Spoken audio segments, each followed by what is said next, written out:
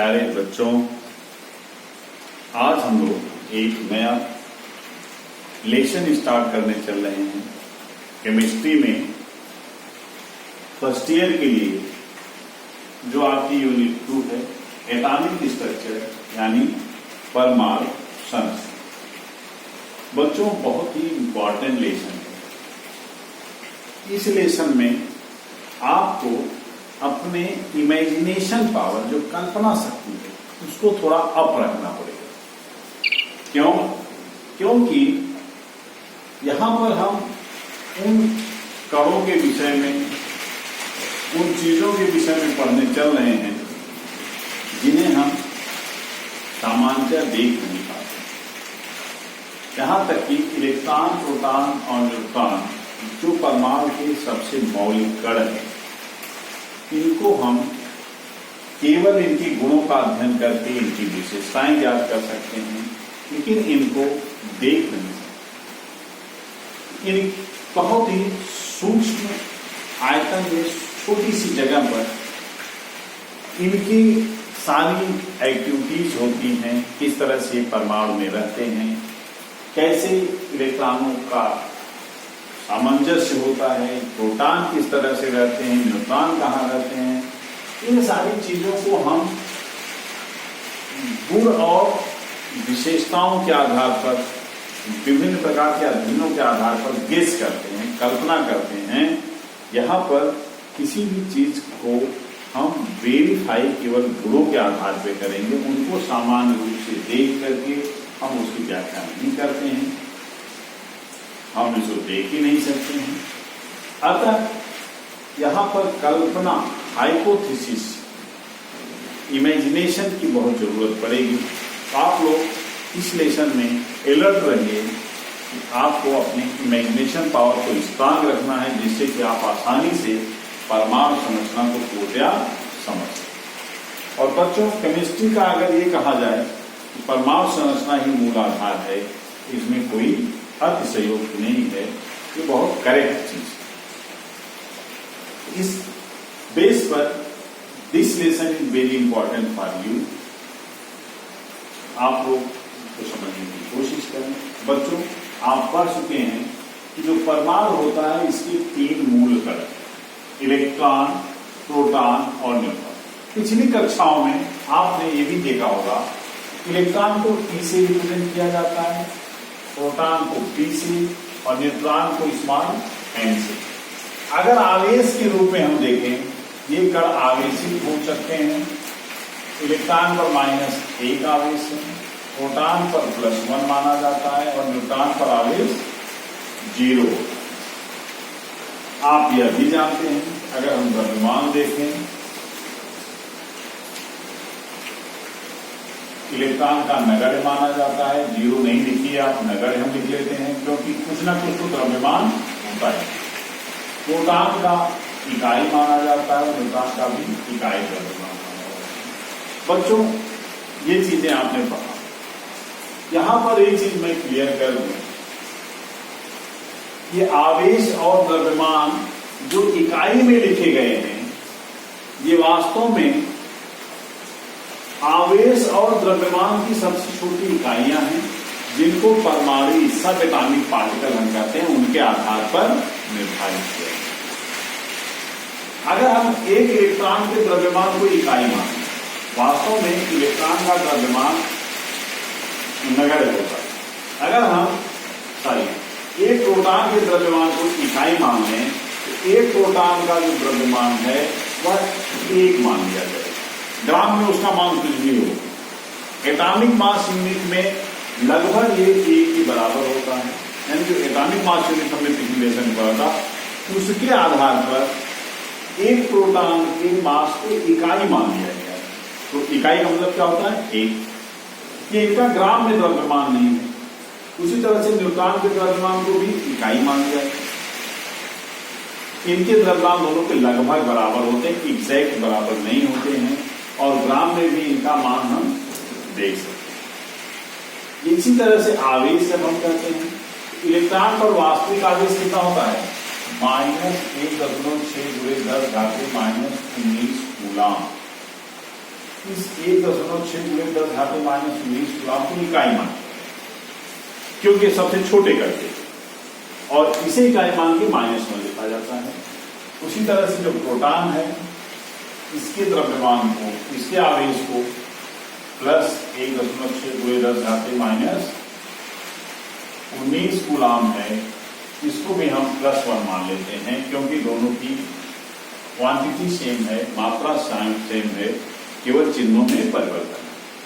Neutron पर कोई आवेश नहीं होता है। तो ये जो इकाई यूज की जाती है, ये हमारे द्वारा निर्धारित कर लिया गया है। 1 यूनिट हम इसको मान लेते हैं, इकाई मान लिया गया है, इसलिए -1 +1 और यहाँ पर द्रव्यमान को 1 and 1 लिखा जाता है। बच्चों एक चीज ये भी समझ लीजिए कि जो ये सब एटॉमिक पार्टिकल्स होते हैं, इनका जो संकेत होता है, इनके इकाई आवेश या द्रव्यमान को इसके साथ प्रदर्शित किया जाता है। जैसे इलेक्ट्रॉन है, इलेक्ट्रॉन पर नीचे लिखा जाता है -1, ये इनका आवेश है। द्रव्यमान को ऊपर लिखते हैं, हो जाएगा नगर को हम 0 माने, यानी इलेक्ट्रॉन का पूरा प्रदर्शित करने का तरीका क्या है, -1 0 1। इसी तरह से अगर हम प्रोटॉन को देखें, ये +1 और 1 है, यानी इसका आवेश +1 है, द्रव्यमान इकाई है। न्यूट्रॉन को हम देखें, इसका आवेश 0 है और द्रव्यमान इकाई है। ये संकेत जो प्रयुक्त होते हैं, ये भी आप पढ़ चुके हैं पिछली क्लासेस में। एक बार मैं थोड़ा आपके इंफॉर्मेशन के लिए रिवाइज कर दिया मैंने इसको। अब बच्चों जो आपने पिछले क्लासेस में पढ़ा, उनमें से एक एक का ही खोज कैसे हुई, इसकी हिस्ट्री भी हमें थोड़ा बहुत पढ़ना है। तो सबसे पहले हम देखते हैं इलेक्ट्रॉन की खोज तथा कैथोड खोज। अब कैथोड किरणें क्या होती हैं, इनको आपको समझना है। कैथोड किरणों को समझने के लिए पहले हमें समझना है विसर्ग नलिका शब्द बहुत प्रयोग होगा, क्या होता है। तो आप ऐसे समझिए, विसर्ग नलिका कांच की एक कठोर नली होती है, जिसको मैंने यहां पे बनाया। इस नली में 2 धातु के इलेक्ट्रोड लगते हैं और इन इलेक्ट्रोडों में एक ऋणावेशित सिरे से जुड़ा होता है, दूसरा धनात्मक सिरे से जुड़ा होता है, नेगेटिव इन से एंड पॉजिटिव। और इस नली में गैस भरी रहती है।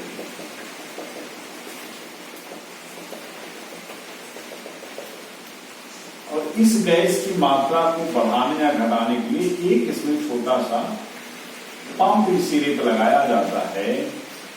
यह पंप इसमें गैस की मात्रा को घटा सकता है, जो भी गैस भरी गई है, जितनी मात्रा चाहिए इसमें रख सकता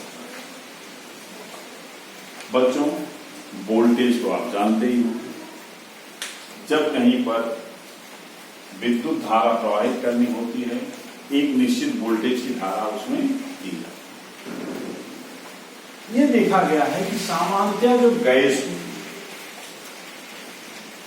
कैसे सामान्य परिस्थिति में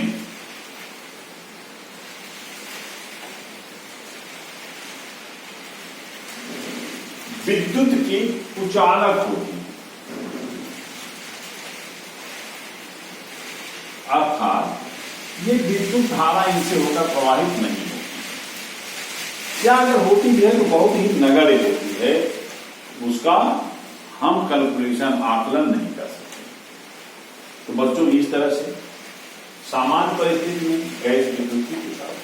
लेकिन एक देखा गया, अगर यहां पर गैसों को निकाल करके निम्न दाब रखा जाए, अगर इस ट्यूब से हम गैसों को क्या करें, पंप से धीरे धीरे निकालें बाहर, तो गैसों की मात्रा कम होती जाएगी। गैसों की मात्रा कम होगी तो उनका दाब घटता चला जाएगा। अगर हम निम्न दाब रखें और लगभग 10⁻⁻2 एटमॉस्फेरिक प्रेशर के आसपास दाब इनका कर दिया जाए और उच्च विभव हाई वोल्टेज का करंट इसमें हम प्रवाहित करें, जैसे है 5000 वोल्ट से 10,000 वोल्ट के बीच। जब उच्च दाब, उच्च विभव और निम्न दाब पर, यानी high potential and low pressure पर गैसों को लिया जाता है, तो ये देखा गया है इस स्थिति में गैसों में विद्युत चालन शुरू हो जाता है।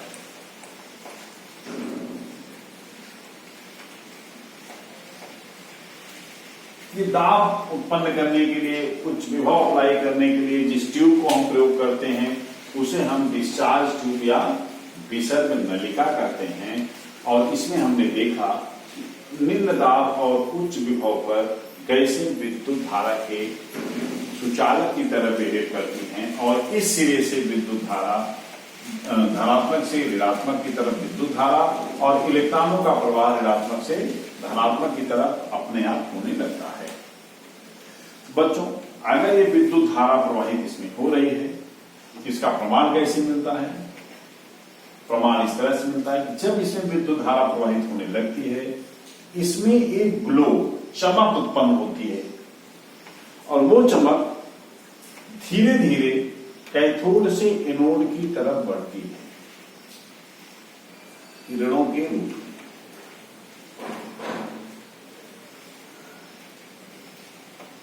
अब पहला प्रश्न हो सकता है, ये हम कैसे जानते हैं कि कैथोड से कहां जा रही है? एनोड की तरफ। आपको एक चीज पता होगा, अगर हम टार्च को जलाएं और बीच रास्ते में एक पदार्थ रख दें तो उसकी छाया किधर बनेगी? टार्च की तरफ या पीछे की तरफ? अगर पीछे कोई स्क्रीन होगी, कोई दीवार होगी, तो उस पर क्या होगा? टार्च से हाथ की रोशनी का प्रतिबिंब बनेगा। किस तरफ? टार्च के विपरीत। इसका मतलब किरण जिस तरफ से जाती है उसके विपरीत दिशा में शैडो बनता है। तो इसमें अगर इस नलिका में रखा गया एक कोई भी आष्टकण, कोई भी एक पदार्थ मान लो रख दिया गया, इसकी जो शैडो बन रही थी वो इसके पीछे बनती है एनोड की तरफ। इधर अगर पर्दा रखा जाता है इस तरफ नहीं बनती है। इसका मतलब ये किरणें चल कहां से हैं? कैथोड से जा रही कहां पर? एनोड की तरफ ये किरणें चलती है। दूसरी चीज हम ये कर सकते हैं, इसका मतलब ये किरणों की अगर हम विशेषताएं देखें कैथोड किरणों की, तो कैथोड किरणों की सबसे पहली विशेषता क्या है? विशेषताएं इन किरणों, पहली विशेषता है ये कहां चलती हैं? कैथोड से एनोड की तरफ, और ये कांच पर ग्लो यानी चमक उत्पन्न कर देती। दूसरा, ये कैथोड से एनोड जाते हैं, कैसे सिद्ध होता है? इस प्रतिबिंब के द्वारा।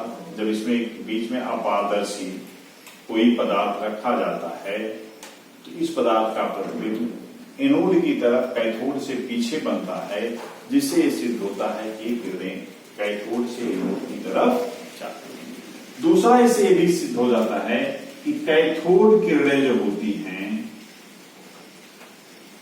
ये सीधी रेखा में चलती हैं, ये अपने रास्ते से विचलित नहीं होती हैं। आप जानते हो कि प्रकाश का शैडो क्यों बनता है? क्योंकि प्रकाश सीधी रेखा में चलता है। तो ये भी सिद्ध हो जाता है बेटा कि कैथोड किरणें सीधी रेखा में चलती हैं और सदैव कैथोड से एनोड की तरफ चलती हैं। तीसरा, अब ये किरणें कणों से मिलकर बनी है या तरंग है, इसको सिद्ध करना था। एक चीज ये देखा गया कि जब इस ट्यूब में हम कोई एक छेपड़ी पहिया रख देते हैं,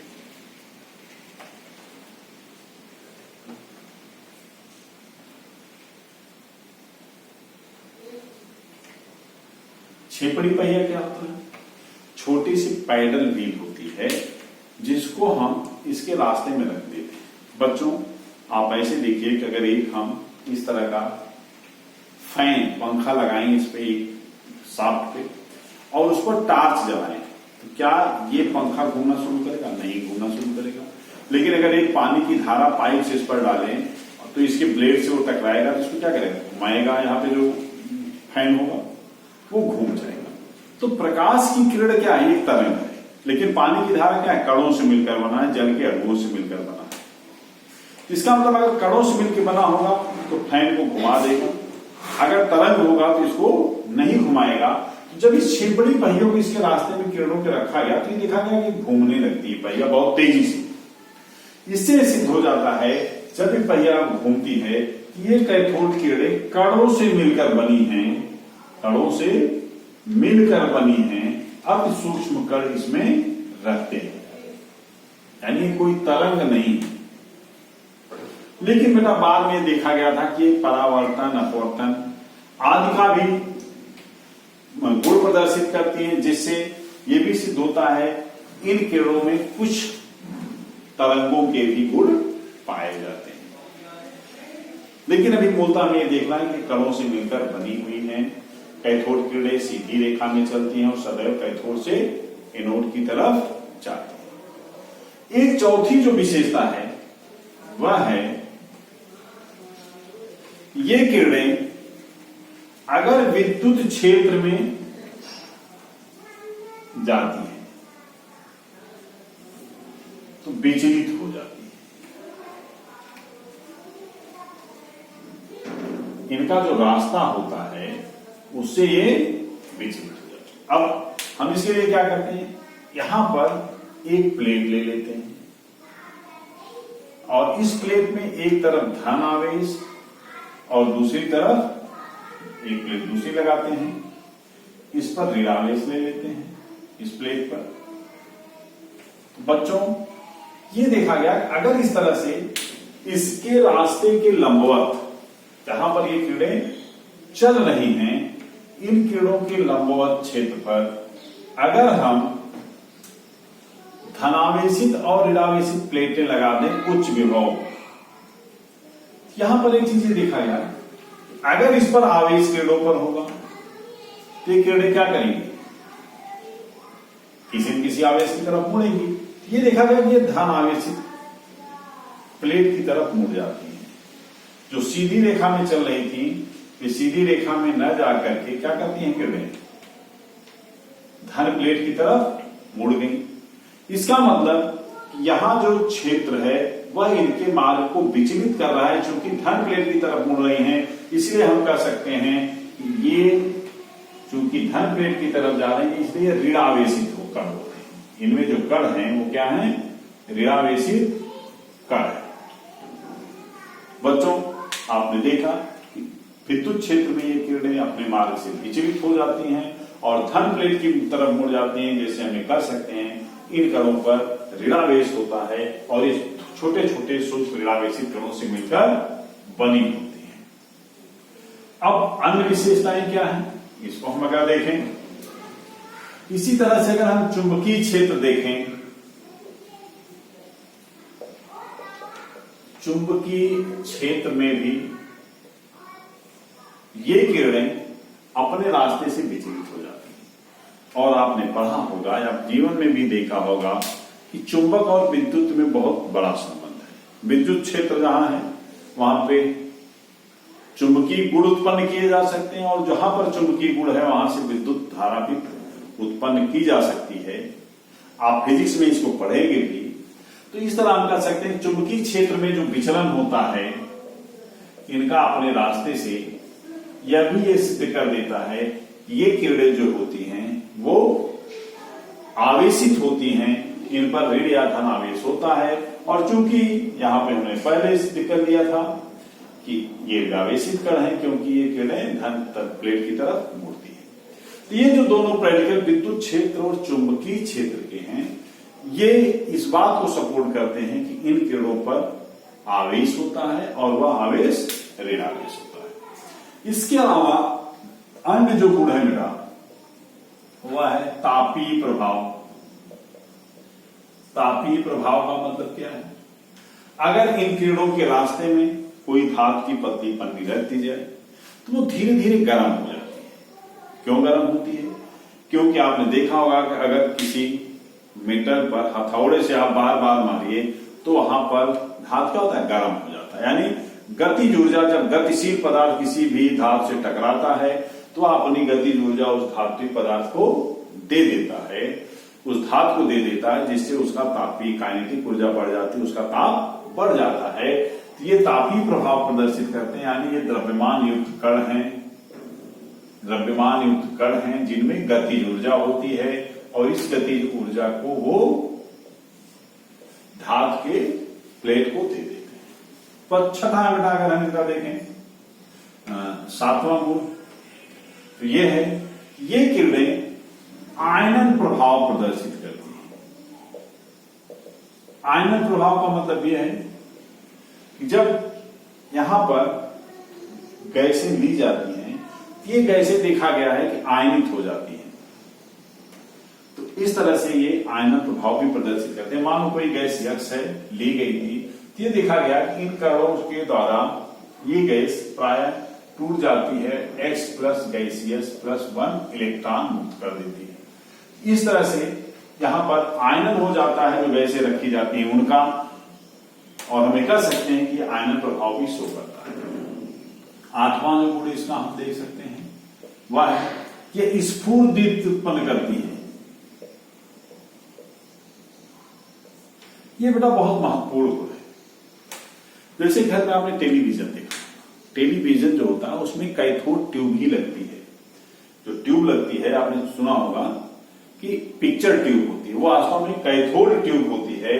वह कैथोड ट्यूब स्फुर दीप्ति, एक्चुअली जब कोई पार्टिकल, आवेशित पार्टिकल किसी फ्लोरोसेंट पदार्थ से या फास्फोरेसेंट पदार्थ से मिलता है तो वह उसमें स्फुर दीप्ति उत्पन्न करता है जो विभिन्न रंग की हो सकती है। ये पदार्थ की प्रकृति पर निर्भर करता है।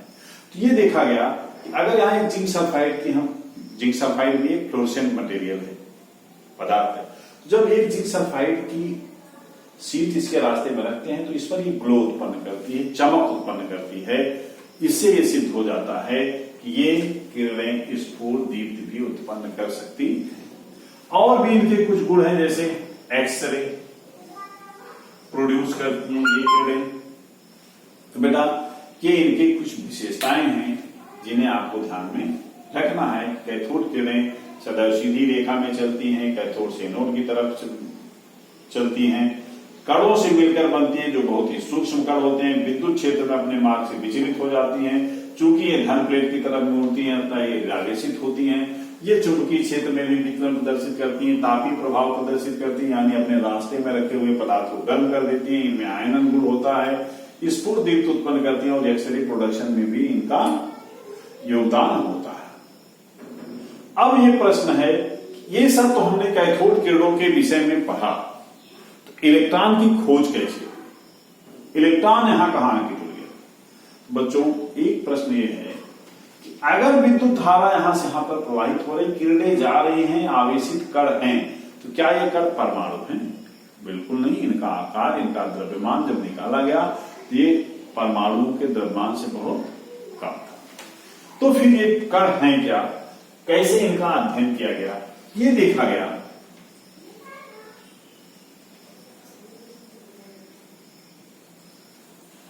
अगर इन कणों को हम अध्ययन करें, जो इलेक्ट्रोड धातु है, इलेक्ट्रोड धातु को अगर हम परिवर्तित कर दें, या जो इसमें गैस ली गई है इस गैस को परिवर्तित कर दें, या डिस्चार्ज ट्यूब को चेंज कर दें, ट्यूब को चेंज कर दें, तीनों में से किसी को भी हम परिवर्तित कर दें, तो यहां पर जो कण आते हैं उनकी प्रकृति में कोई परिवर्तन नहीं होता है। इसका मतलब अब इनकी प्रकृति को हम निकालते कैसे? मतलब देखो, इनका आवेश निकाला जाता है, आवेश को E से प्रकट करते हैं, और द्रव्यमान निकाला जाता है जिसको हम द्रव्यमान को M से प्रकट करते हैं, और इनका अनुपात निकाल लिया जाता है। ये आपके कोर्स में नहीं है कैसे आवेश निकालेंगे, द्रव्यमान कैसे निकालेंगे, तो आप ये जानिए कि इसका गणना की जा सकती है, और गणना करके इनका आवेश भी निकाला जाता है और द्रव्यमान। और इन कणों का E/N नियम बहुत महत्वपूर्ण चीज है, यानी आवेश बटे द्रव्यमान जो गुण है ये बहुत महत्वपूर्ण है। ये अपरिवर्तित रहता है। क्यों अपरिवर्तित रहता है? क्योंकि सभी पदार्थों में ये कण एक ही जैसे होते हैं, उनकी प्रकृति में कोई परिवर्तन नहीं आता है। इससे हम कह सकते हैं कि प्रत्येक पदार्थ, चाहे जो गैस हो, इलेक्ट्रोड हो या डिस्चार्ज ट्यूब हो, किसी को भी हम बदलें, ये कण अपरिवर्तित रहते हैं। इसका मतलब ये कण सभी प्रकार के पदार्थों में पाए जाते हैं और इन्हीं कणों को इनके इलेक्ट्रिक गुण के नाते नाम क्या दिया गया, इलेक्ट्रॉन। और ये माना गया कि इलेक्ट्रॉन किसी भी पदार्थ का मौलिक कण है जो सभी पदार्थों के परमाणुओं में पाया जाता है। बाद में इसकी पुष्टि रेडियो एक्टिविटी, आयनन आदि जैसे तापीय प्रभाव इन सब में देखने को मिला और ये प्रूव हुआ कि इलेक्ट्रॉन वास्तव में प्रत्येक पदार्थ जो होता है, प्रत्येक पदार्थ के परमाणुओं में इलेक्ट्रॉन पाए जाते हैं। यह एक मौलिक कण है और इसका जब आवेश नापा गया तो -1.6 × 10⁻⁻19 कूलाम पाया गया, जिसे अभी मैंने बताया था कि एक इकाई के रूप में स्वीकार किया गया और इसे -1 से भी प्रकट करके इस पूरे आवेश को। दूसरा जो द्रव्यमान इसका है बहुत ही कम होता है, ये लगभग 9.1 × 10⁻31 किलोग्राम के रेंज में होता है।